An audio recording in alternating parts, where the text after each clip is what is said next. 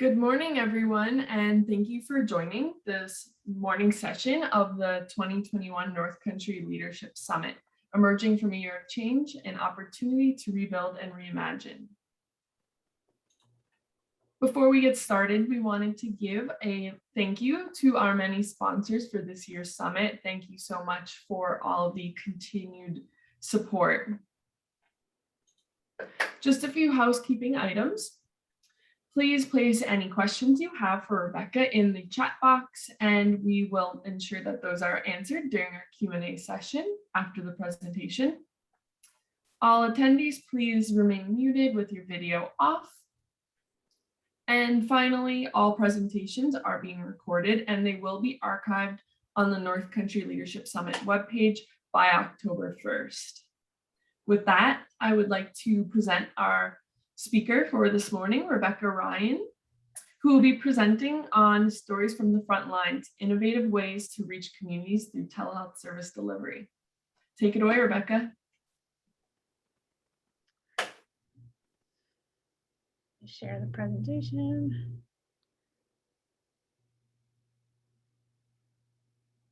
Okay, can you guys see the presentation? Yes. Perfect. So as she said, I am Rebecca Ryan. I am the Director of Clinical Services at the Center for Disability Services. I am an OT. I also have a PTA degree, but I practice as an OT and I do some consulting work as an OT. I am the Director of Clinical Services over all of the OT, PT, speech, social work, and psychology providers at the center that work in the Article 16 and the Article 28 clinics. My department encompasses about 40 people, including clinicians and the support staff that help kind of make everything happen each day.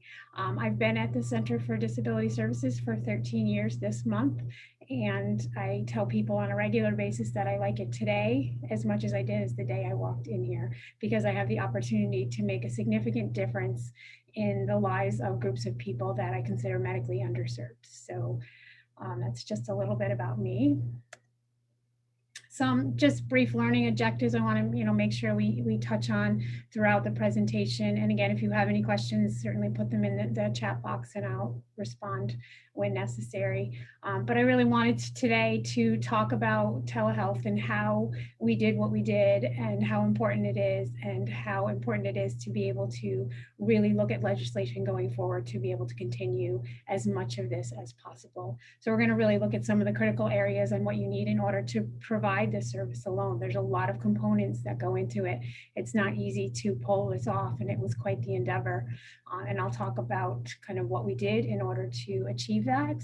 We're going to talk about the technological support. So, if you're looking at getting a large group of population onto technology that they may have never accessed or utilized before, it was quite a significant pull to be able to do that. We're going to talk about some strategies to overcome barriers to those difficulties and how we got past and through some of those things, and also some things that we already had in place in infrastructure-wise in order to be able to achieve what we did achieve. And then we're going to really look at, some of the benefits and the drawbacks of providing services via telehealth. And you'll see as we go through this that telehealth is not for everybody, but we have seen that there are lots of opportunities. And even though COVID itself has been a challenge for us, we have to find the silver lining in all of that. And we will talk about kind of what things that we found that we consider the silver lining and how we decided to take that missed opportunity of COVID and see how we could make it really work for us. So again, we are the Center for Disability Services. We are a large multi-specialty practice, one of very few that provide all of these services under one umbrella. Our mission really is helping people get better at life. And this was really no time to abandon that mission.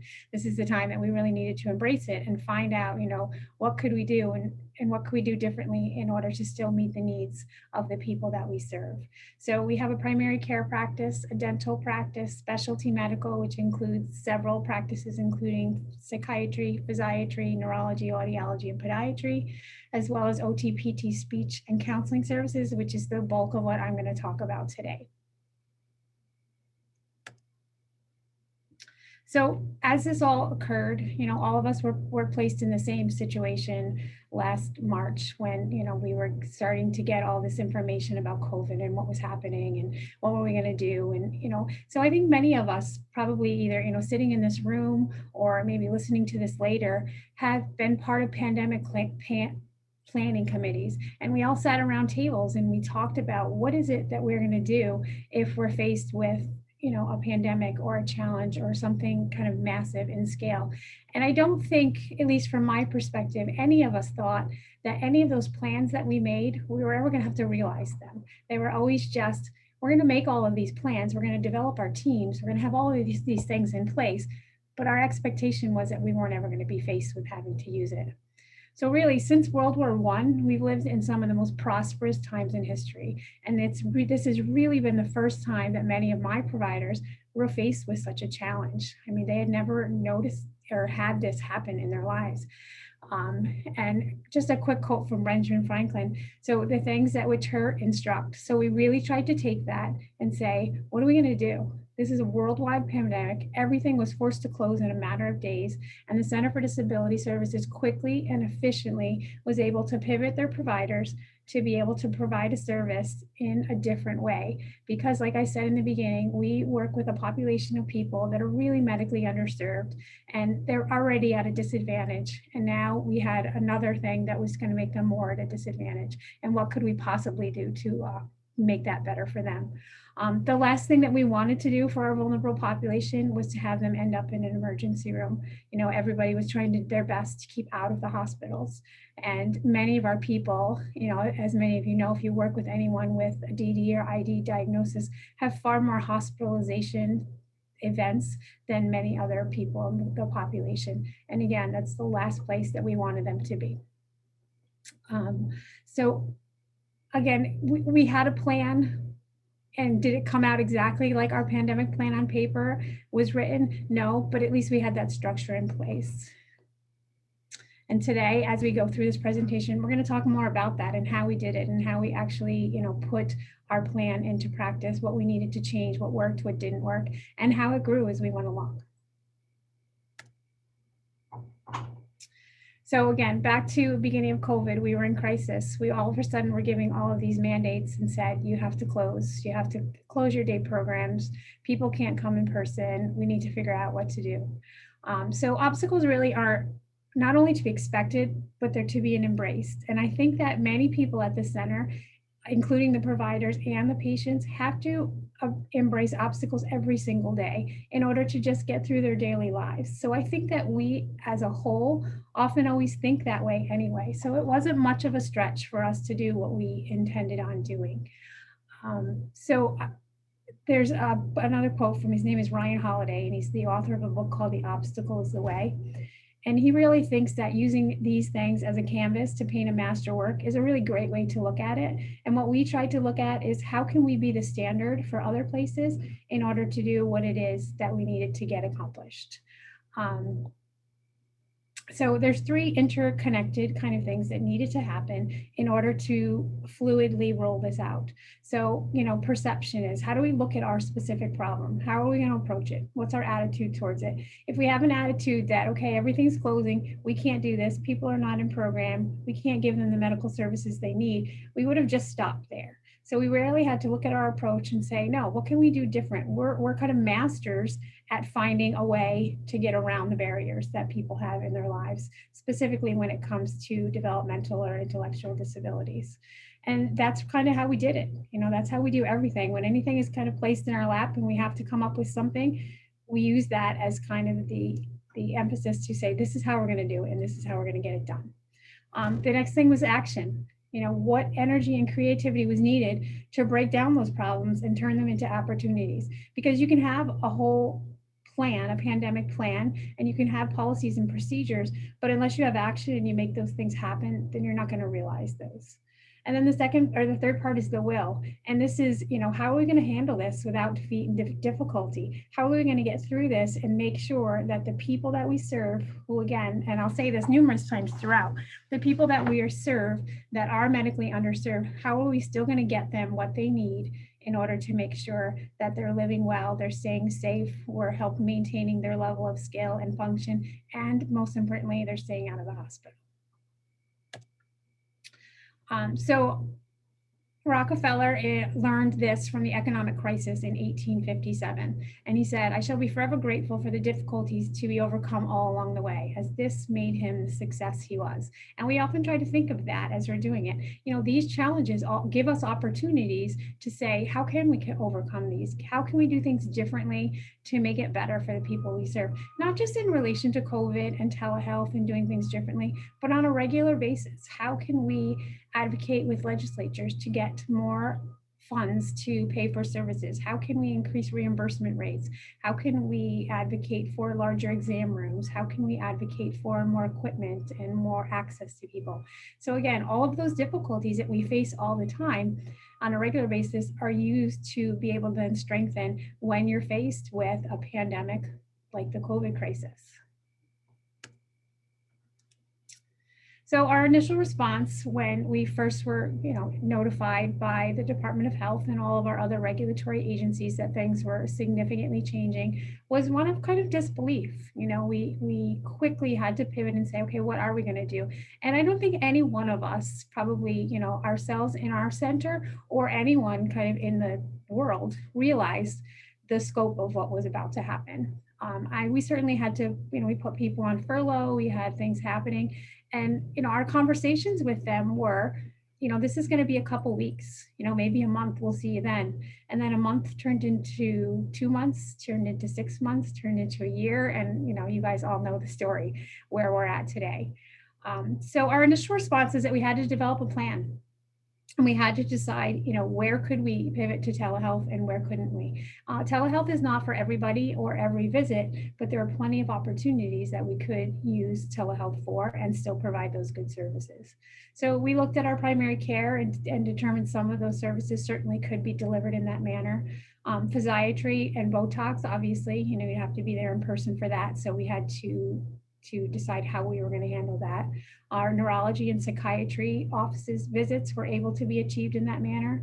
But most importantly, and what we're going to talk about today, is our therapies.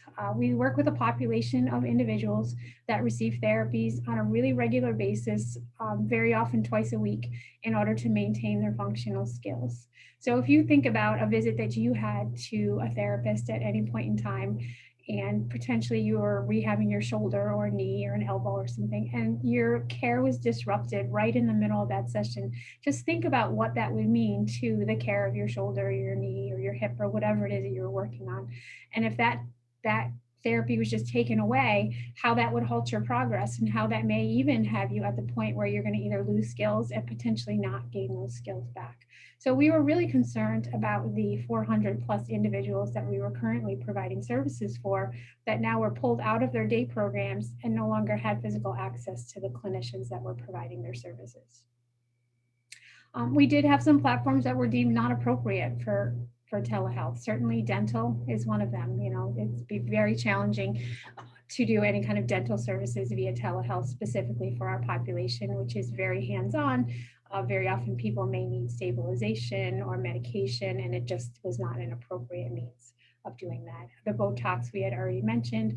Podiatrists need to be looking at people's feet pretty closely. And again, telehealth is a challenging way to do that. Not without any ability to do that, but a challenging way to do that.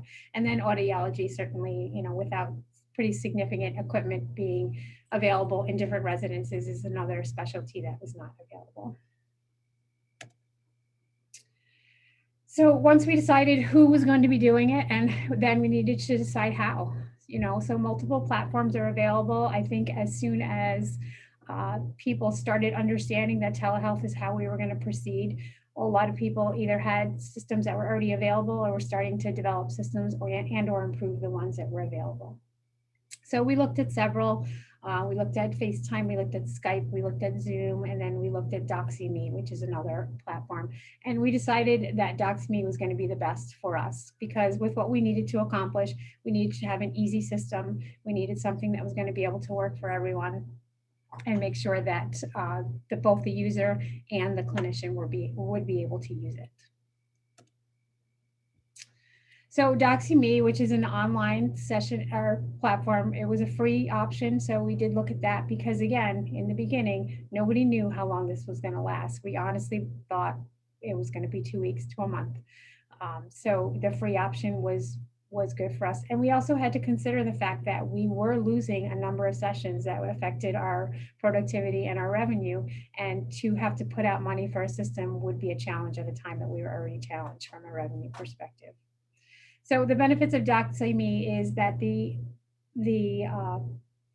residences that we serve, fortunately, were part of a really large grant just prior to the COVID pandemic happening. So they had been awarded a significant amount of dollars and were able to provide and purchase the equipment that was necessary in the residence. So in order to do this, they already had it. It was in place. So we didn't have to worry about purchasing that equipment.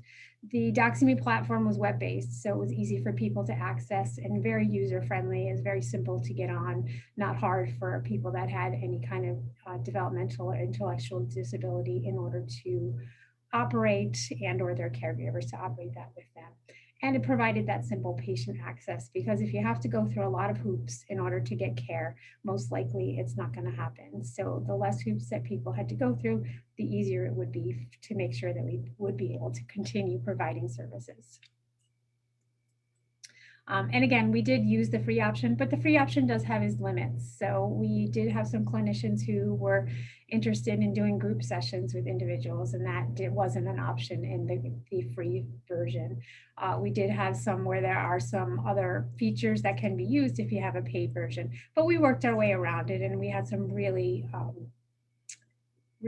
good clinicians who found a lot of ways around some of this.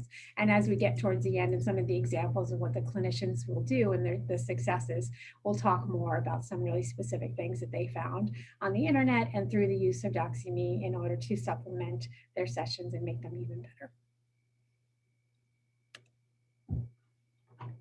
Again, so we looked at Zoom, we looked at FaceTime, we looked at several different applications. But again, we went with Doxyme just because of the ease of use, and it seemed to be the best option for us at the time. So again, for tips, we had some tips for our rollout. We had to obtain the equipment for anyone that didn't have it. So all of our residential staff did have equipment, but our clinicians did not have equipment. So if you think about the time that this happened and everyone was transitioning to telehealth all at the same time, there was a push for laptops with cameras and iPads, and they were really, really difficult to get. So anytime one came available, we would scoop it up as quickly as possible, because all the providers that needed to use Doxyme needed to work remotely, and they needed to have a device that had a camera and a microphone on it. So we did it as quickly as we could in order to get as many devices as possible. Luckily, we had some available already for some of our clinicians, so we didn't have to provide it for the whole group of clinicians, but we still had to obtain some, and it did take some time. We were able to utilize some web cameras from other departments, so we kind of went around and did a scavenger hunt to make sure that we could find all of the things that we needed to make sure the clinicians had the resources in order to provide what we were asking them to provide. We provided the platform for the individuals, and then we had to help teach them how to use it. So I have some newer clinicians that have been here, very short amount of times, new out of school, some millennials, some young people that were really computer savvy. But I also have some clinicians that are here that have been here for 30 years and they weren't computer savvy. So there was quite the learning curve between all of the different people. But we brought them in, we met with IT, we met with them individually and in groups, and we taught everyone how to use them, and we got them up and running. While we were doing these trainings, we also talked about the benefits of providing services via telehealth, and we really had to sell this. So I've said to clinicians on numerous occasions that I don't think that I would be a very good telehealth clinician, because as a clinician, I really highly rely on my hands-on ability. I rely on reading people's facial expressions, eye contact, gestures, all of those kind of things. So although I probably could learn it, I found it would be very challenging for me. So I tried to keep that in mind as we were highlighting the benefits to the providers and talking to them about the appropriateness of this, to get an understanding of how challenging this was really going to be. The providers were asked to evaluate their caseloads for appropriateness because not everybody is appropriate for a telehealth delivery method. But we did try to say that, if there were an opportunity to provide something via telehealth, it was better than not presenting anything at all to the person. So I really tried to get people to critically look at the people that they were treating on their caseload and how could you possibly provide something, whether it was a hands-on treatment with somebody supporting you on the other end of the screen, or if it was a consult service to the caregivers, the families, the parents that were doing this in order to help them through this. We contacted our non-CFDS residential programs because we also serve other programs besides our own. So Wildwood, Living Resources, New York State run homes, to see if they were interested and able to do this, because then that also meant that they had to have the technological capability in order to do it.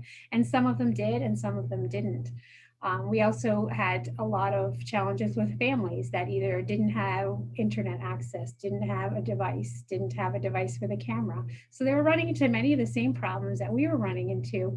And we all had to work together as collaboratively as possible to say, how are we going to make this work for the largest number of people possible? Because we want to be as effective as possible.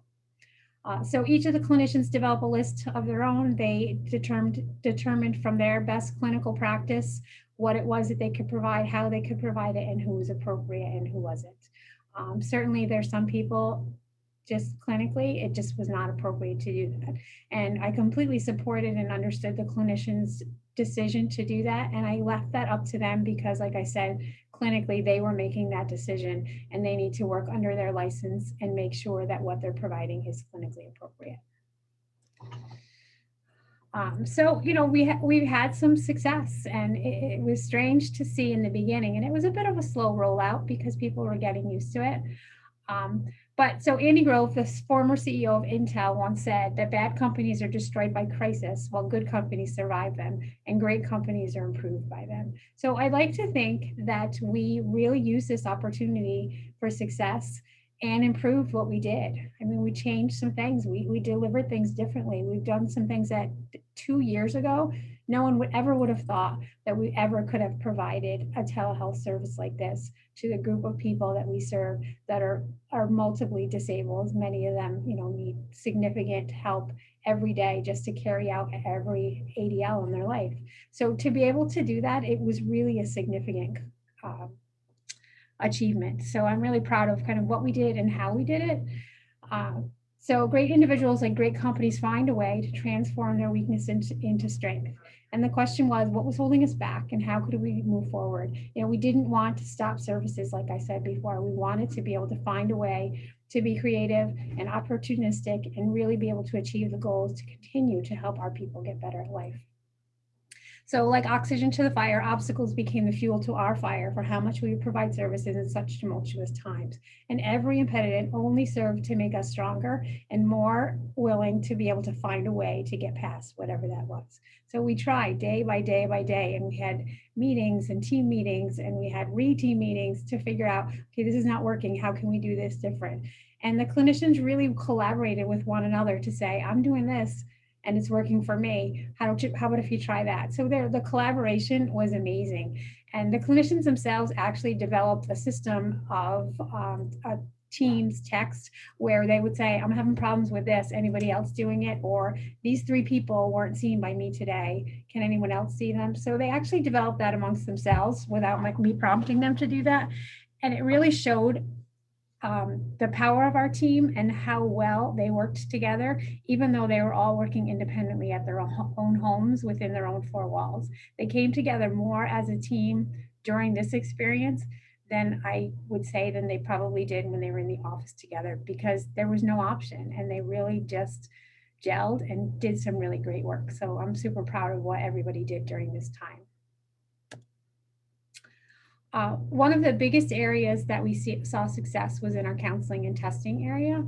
So counseling, social work, and psychology, some of the providers, talked gave us lots of feedback on what they were doing, that they're working on anxiety and depression management, particularly in relation to COVID and particularly in relation to having to social distance and or quarantine, and how this changed people's lives significantly. You know, what kind of new coping techniques did they have to have? Were they getting connections that they had before? You know, the social connections for many of us, not just those affected by disability, were completely disrupted.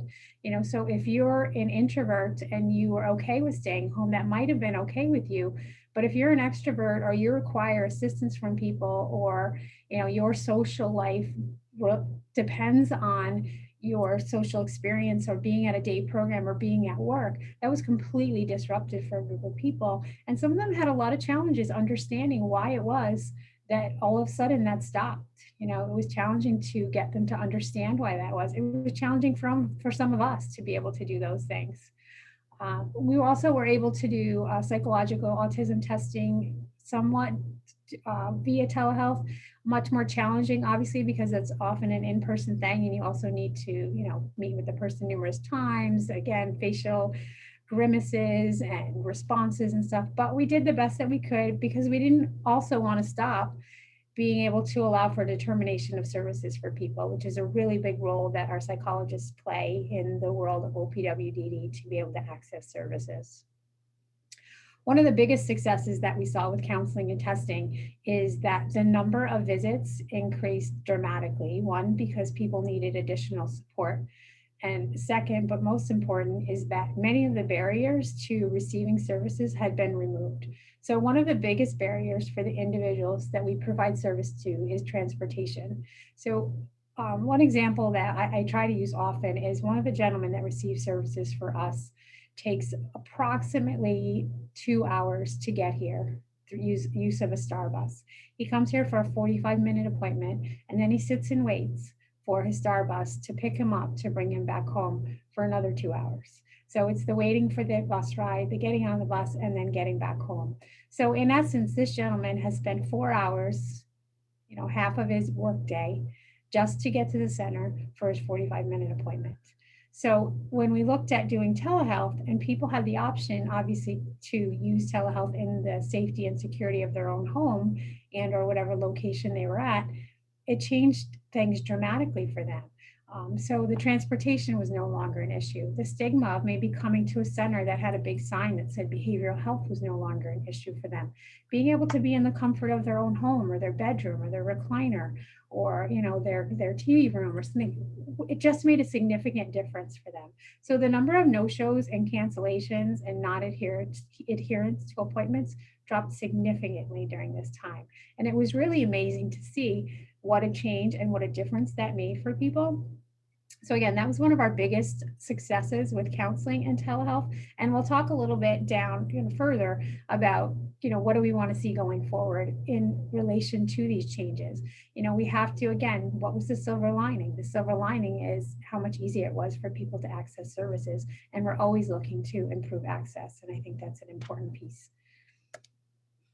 Our speech therapists, again, also provided services. They were able to do sign language, receptive and expressive language. They use apps for communication.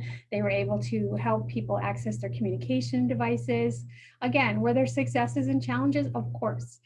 For some people, did it make sense to be able to do that? No, it didn't. But we were able to also talk to the parents, the families, or the caregivers to support them during this time, to be able to help them maintain their level of independence with speech and communication.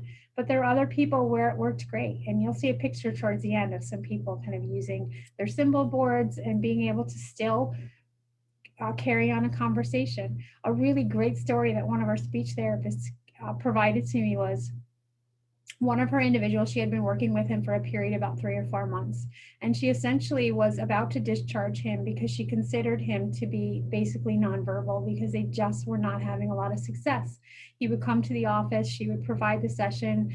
There was very little communication back and forth between them, and she was having a really difficult time. She had reached out to the family, she had reached out to the day program to see if they could assist in giving her some opportunities for conversation with him to try to elicit some of that, and just nothing worked. So we were then pushed into telehealth, and on her first session, he happened to have his iPad in his bedroom, and she noticed on the bedroom walls that he had posters of Marvel superheroes. So she started to have a conversation about that because she happened to know a lot about them because of her own son.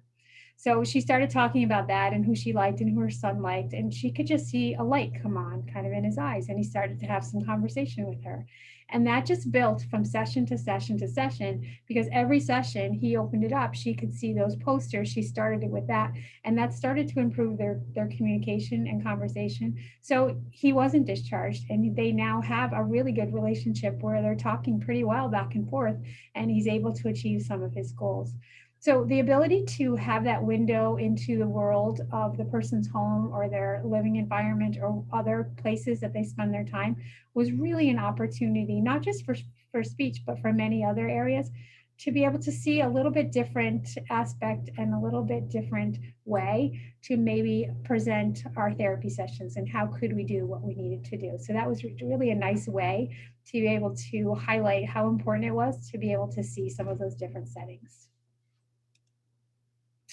We also provided occupational and physical therapy, which again, many people say, oh, how could you possibly do that for provided telehealth? You have to have your hands on people. And again, like I said in the beginning, I would have a very challenging time doing this via telehealth. But we have some clinicians who were really, really thoughtful and came up with some great ideas to work on active range of motion, gentle passive range of motion, repositioning of the people, providing sensory diet activities, balance, fine motor, gross motor, all sorts of things. But what they had to do is they had to work with the person on the other end of the screen that was supporting the person. So that may have been a parent, that may have been a brother or sister, that may have been a caregiver, it may have been a direct support provider at one of our residences. So the way that they provided services had to change. So not only did they have to instruct the individual receiving the service, but they also had to instruct the person that was serving as their extra set of hands. They had to make sure that the person was safe. They had to make sure that they were doing it in a way that challenged the person and helped them potentially achieve their goals. But they also couldn't expect a direct care provider or a parent or a caregiver to do aggressive range of motion on somebody. They couldn't expect them to do the same clinical thing that they would do if they were sitting in a clinic or an office space. But that didn't mean that they couldn't do things with them.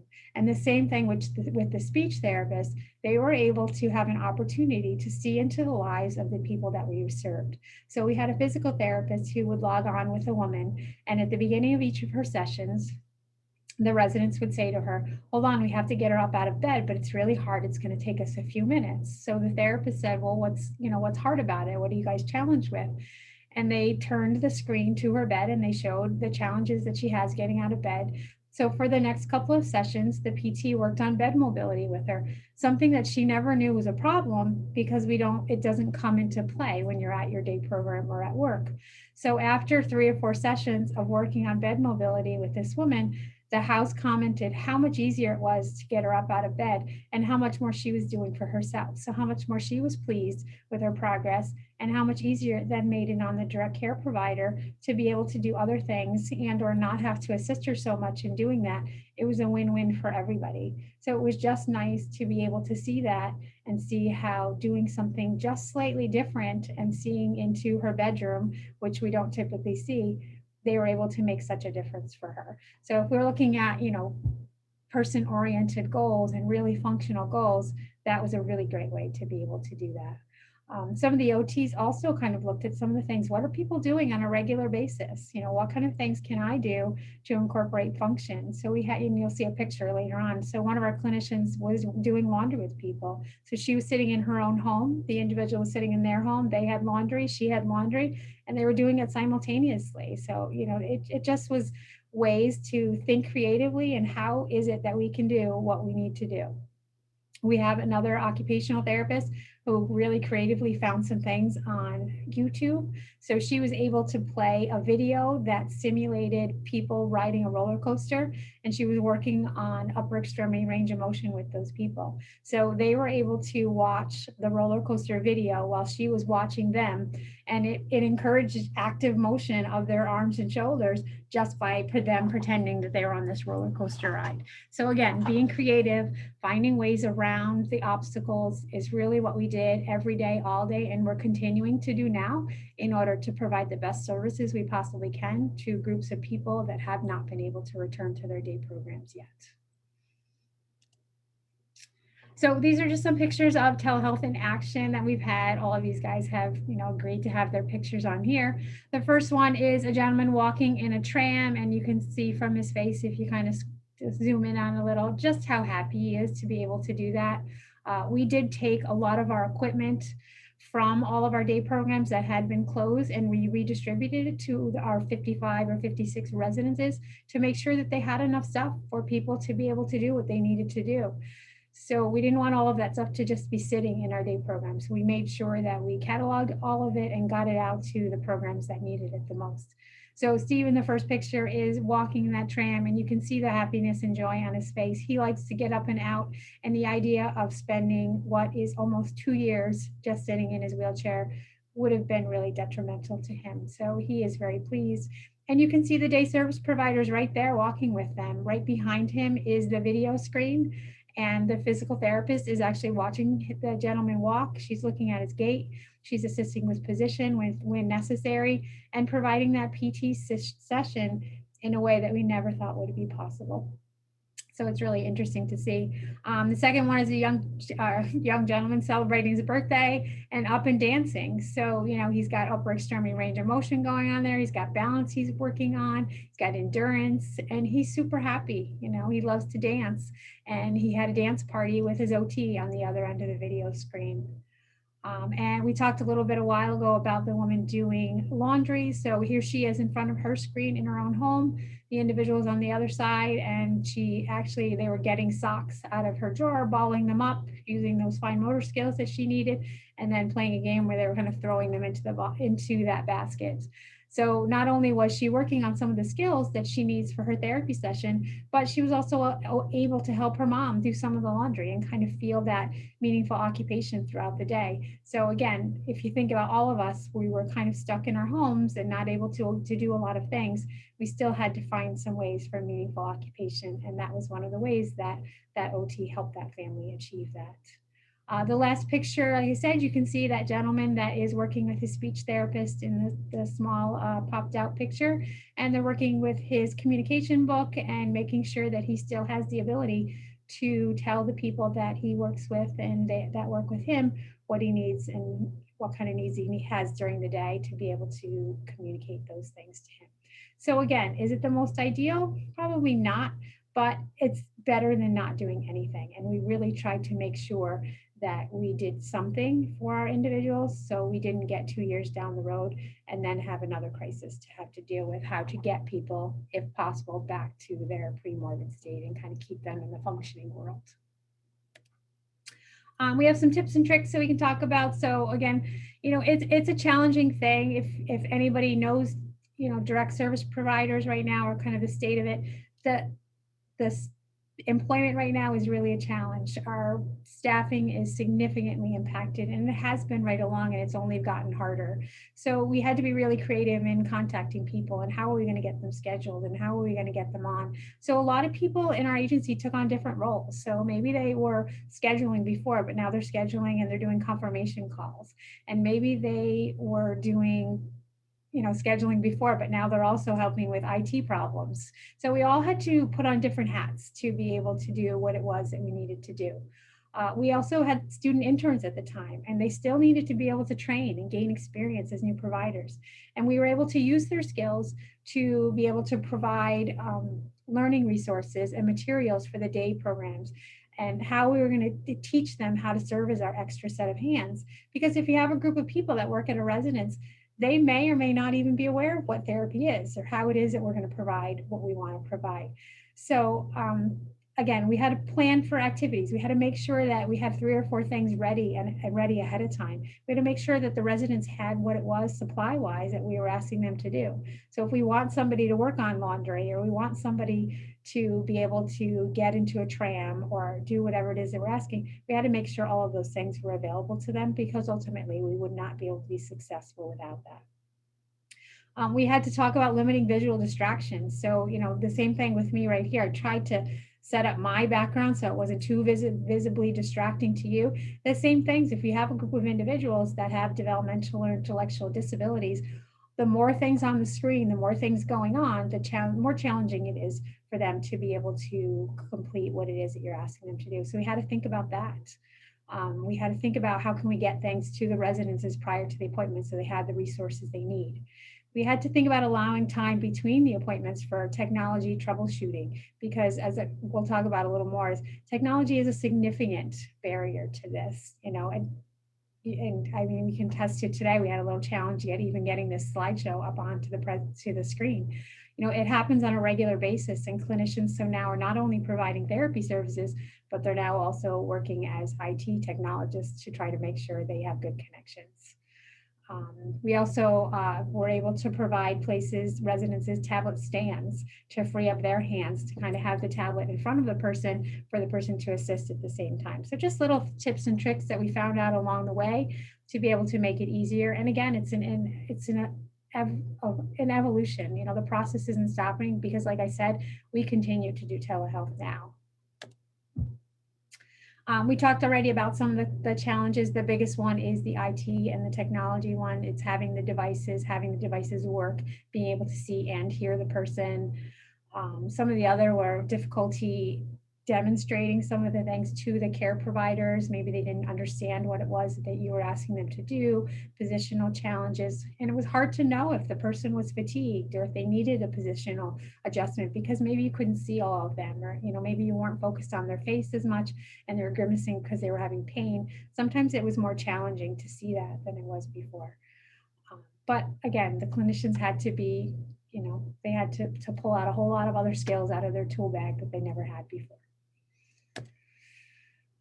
Billing considerations we'll talk about quickly. Again, when the clinicians decided who was going to be part of their caseload and who was appropriate for telehealth, they also considered the billing consideration. And if we were going to provide a service, we had to use appropriate CPT code. We had to make sure that the session was provided appropriately. And that is up to the clinician and their following their Practice Act ethical guidelines and within the limits of their licensure to decide those things. And we made sure that all of the clinicians knew that, because we didn't want anyone to be in a position where they felt like they were providing a service that wasn't ethical, or they were providing a service that they shouldn't bill for. So if at any time a service that was provided was deemed inappropriate or ineffective, that session was stopped to safeguard the individual and the caregiver, and we did not bill for that service. So we were very careful to make sure that we were very in tune to that, because we certainly didn't want to provide anything inappropriately. So again, we talked about before, you can't put the toothpaste back in the tube. And what we're hoping for is to be able to have a hybrid model for the future. We've seen what it can look like. We know what it looks like now, and we've seen those possibilities. And we really want to work with the regulatory agencies to continue to support this model in ways that we possibly can. I mean, I have clinicians that are dying to get their hands back on people. And when the opportunities arise that they're either able to come to an outpatient setting, or that some groups are able to return to their day programs, it's a joyous day, because we've been waiting a year and a half, close to 2 years, to get our hands back on some of these people. And they really need it. And they really need to get back into face-to-face sessions. But there's also opportunities to say, what can we do differently? What will the future of therapies and medical care look like now that we know? When we're faced with such adversity, what we can do, I think there's no limit right now. And I think the possibilities are endless. We had a conversation the other day with Michelle Henchy, who is a senator, and we talked to her and we toured her around the center, and we showed her what we do and how we do it, and the importance of legislatures understanding how important a hybrid model is for this, specifically for our counseling population and the people receiving behavioral health services. Because again, we said we had the best success with adherence to appointments there. And if people can get here for their appointments or get onto a screen for their appointments, we can continue to help them and we can continue to support them and make sure that they're well taken care of. So just quickly, with all that we did in the agency-wide collaboration and through internet technology and virtual delivery, we were able to provide more than 31,000 visits. So visits that may not have happened without the ability to do telehealth. It's mind-blowing to kind of look at that. And it makes me really proud that our team was able to do what we did, to pull together, to make sure that we had the support and resources and training in order to provide what we did provide, because many of those visits that are outlined right here for social work, psychology, OT, PT, and speech wouldn't or couldn't have happened if we didn't have the ability to do it via telehealth. And all of those people, I'm sure, excuse me, if we were able to, get some feedback from them, would resoundingly tell you as well how grateful they were to be able to have those services during that time. And it speaks volumes when I get a call from someone that says to me, I hear Mary's coming for outpatient therapy. Can I come in too? Because they just want to get back to as normal as possible therapy. But again, it's super important for us to continue as a whole agency that provides services, as well as us individually, to talk to our legislatures, talk to the lawmakers, talk to the regulatory bodies to make sure that they understand how important this was and how much we need to move towards a hybrid system to be able to best serve each person in a person-centered delivery setting, because this is how we're going to provide better service, and this is how we're going to move into the future and make sure that no person gets without service, and that we are able to do the best that we can. So on that, does anyone have any thoughts or questions for me? Thank you so much, Rebecca. That was an awesome presentation. I don't think I could have said it better myself. The pandemic definitely caused a lot of changes, but knowing that telehealth was an option for you guys and hearing about the unique and creative ways that your organization was able to utilize it to keep seeing your patients is wonderful to hear. That being said, don't see any questions in the chat just yet, but we'll keep it open for a few minutes to see if any of our participants have any comments, questions for you. Sure. And thank you. I appreciate the opportunity to talk about it. I do think it was a really tough time, and I think we all, everywhere in healthcare, we were faced with some significant obstacles. But like I said, I'm really proud of how we were able to pull together and do what we did in such a short amount of time, because there were many agencies, unfortunately, that did not have the infrastructure available to them to be able to do this, and it took them much longer to be able to do that, which means ultimately people were missing out on really valuable therapy time and had the potential to lose some skills and or have to be hospitalized if necessary. So I think the fact that we had that infrastructure in place was a significant benefit to us to be able to do what we did in the time frame that we were afforded.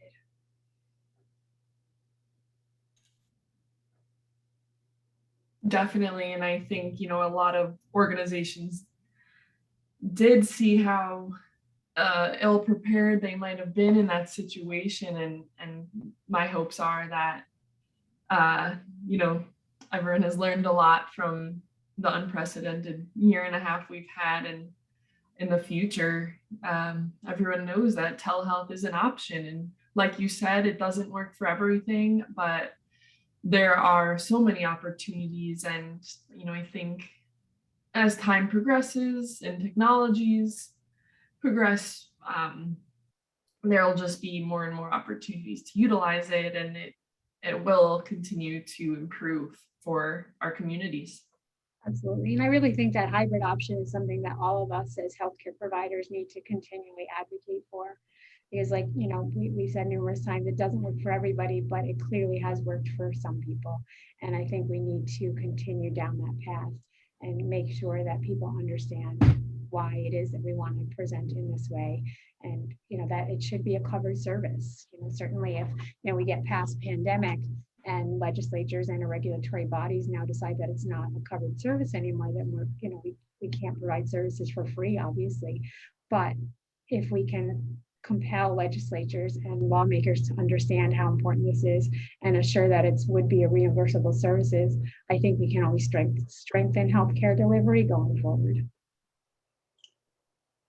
Very well said, and totally agree. That's something that we've always tried to stress. Advocacy work is so important. And I think that we'll continue to see the increase and hopefully increasing coverage and availability to utilize telehealth and for our providers to get reimbursed for the work they are doing and continuing to be able to offer their services in multiple ways. Rebecca, if you could just check the chat on your end as well. I know that sometimes individuals will directly message the presenter any questions. I'm not seeing them on the public chat, but I just wanted to make sure we weren't missing anything.